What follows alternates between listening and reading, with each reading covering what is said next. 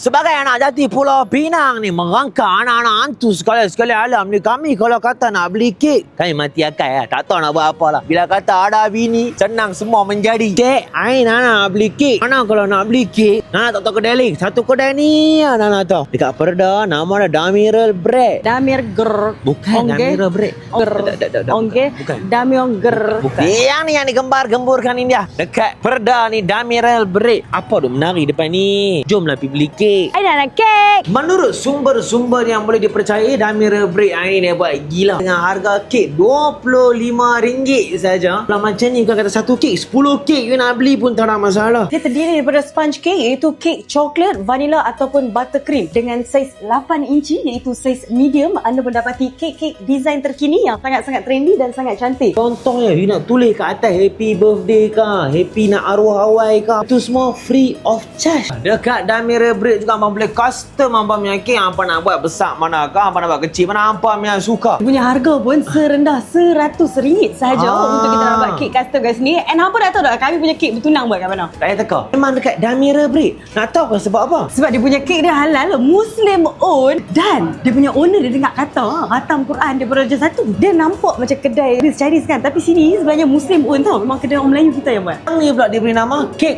topper. Banyak senang ke di Pulau Pinang ni dapat kek-kek custom topper macam ni. Syakudu kudu baby syakudu. Macam mana yang klasik, macam mana yang cantik, dia pakai susunan shine. Ni zaman bila pergi beli kek kedai-kedai yang mahal, abang boleh tengok sini. Yang ni dia beri nama kek 3D. Muka pak hampa pun dia boleh lukis. Betul ke? Tapi boleh sebenarnya kalau hampa nak custom letak muka sendiri pun tak ada masalah. Ni kek 3D. Boleh tengok detailing ni pun macam mana. Bukan kata dia buat macam dia printed kek ni. Mana kameraman kita? Oh, tu.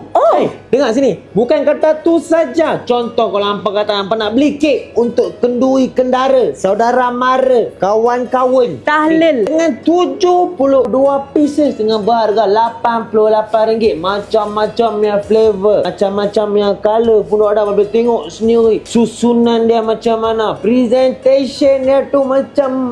Tapi memang betul cantik gila lah. Dia punya kek dia memang kemas. Dia potong siap-siap. Dia decorate satu-satu slice ni. Jadi kalau I pergi kenduri, I selalu ambil banyak. Awak? Lepas tu I bulan tisu I bawa balik. Oh, tu macam makcik I.